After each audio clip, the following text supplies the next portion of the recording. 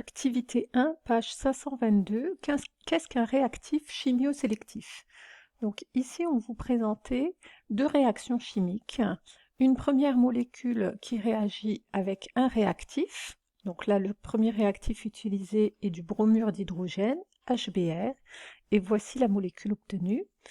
Et cette même molécule, quand elle est en présence d'un autre réactif, qui est du tribromure de phosphore, dans de l'éthoxyéthane, voilà la molécule. On constate que la molécule, cette fois, n'est pas modifiée. Dans le premier cas, on voit que la double liaison a disparu et on a une liaison Br. Deuxième molécule, donc idem, on va la faire réagir cette molécule avec le réactif HBr et le réactif PBr3. Là, on se voit que dans ce cas-là, la molécule, elle est modifiée, le groupe hydroxyde disparaît, à la place on a le groupe Br. Dans le deuxième document, on vous donnait les formules brutes et topologiques de deux molécules. On vous demandait en première question d'identifier, pour les transformations du document 1, les groupes caractéristiques ou les classes fonctionnelles du réactif d'intérêt qui sont transformés. Alors, je rappelle, le réactif d'intérêt, c'est le réactif principal qui va nous permettre d'obtenir le produit d'intérêt, c'est-à-dire le produit dont on a besoin. Donc là, la réaction, elle n'est pas totalement écrite, hein. On a juste un réactif qui est écrit là. Le deuxième réactif est sous-entendu numéro 1, donc plus HBr. Et là, c'est notre produit d'intérêt. Donc le réactif d'intérêt, le voilà dans ce cas-là. Et ici, le réactif d'intérêt, il est là. Donc dans le premier cas, on a une double liaison CC, donc c'est un alcène. Et dans le deuxième cas, on a le groupe hydroxyle, c'est un alcool.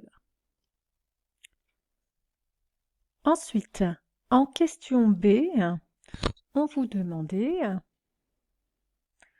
combien de conditions expérimentales différentes étudie-t-on dans les transformations du document 1. Donc on voit bien que entre là, dans ce document-là, le réactif d'intérêt est utilisé avec un deuxième réactif qui est différent, HBr ou PBr3. De la même façon, ici, on peut noter le deuxième réactif utilisé est différent.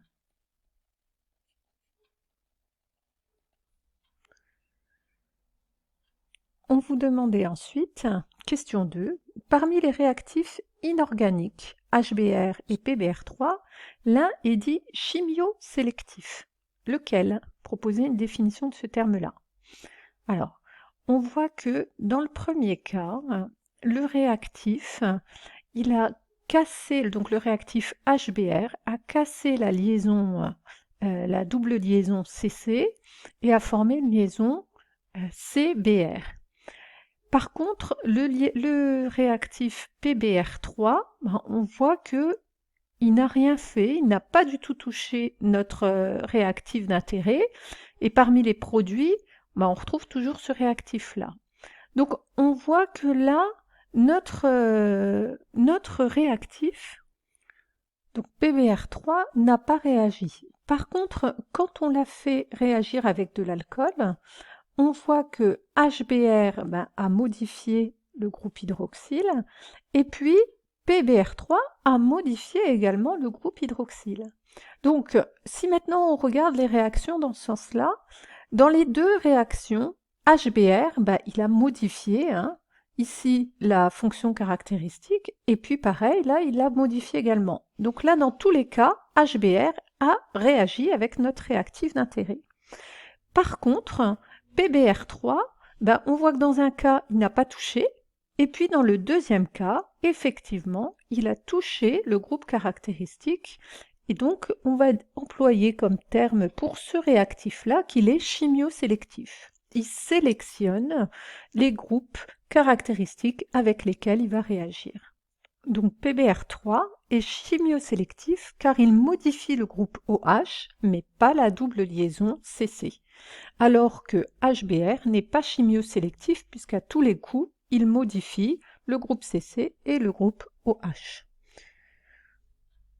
Donc un réactif chimio-sélectif réagit uniquement avec un groupe caractéristique.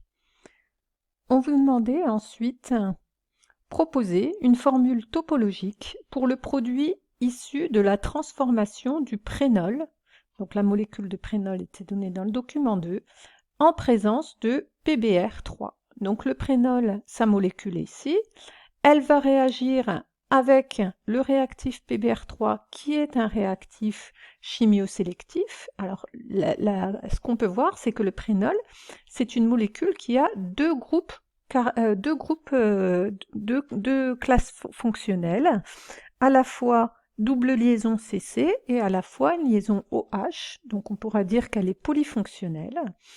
Et dans ce cas-là, est-ce que le PBr va réagir avec ces deux classes fonctionnelles? Non, c'est ce qu'on a vu tout à l'heure. On a dit que PBr3 était chimiosélectif et qu'il n'allait réagir qu'avec le groupe OH. Ce qui veut dire que cette molécule-là, qu'on va représenter ici, eh bien cette molécule ne sera pas modifiée au niveau de la double liaison, et par contre, elle sera modifiée au niveau de la liaison OH. À la place, comme on a vu pour tout à l'heure dans le document 1, on aura BR. Dernière question, quelles devraient être les caractéristiques d'un réactif A permettant de transformer le prénol en 3-bromo-3-méthylbutane-1-ol? Donc les deux molécules, elles sont données là. Qu'est-ce qu'on constate? On constate que dans les deux molécules, on a le groupe hydroxyle. Par contre ici, la double liaison CC a disparu et on a plutôt tout simplement une liaison simple BR. Donc qu'est-ce qu'il faudrait? Il faudrait qu'on utilise un réactif chimiosélectif qui ne réagisse cette fois qu'avec la liaison CC et qui au contraire ne touche pas à la liaison OH. Donc c'est ce qu'on a noté là, il faudrait utiliser un réactif chimiosélectif qui réagit uniquement avec CC sans modifier le groupe hydroxyle.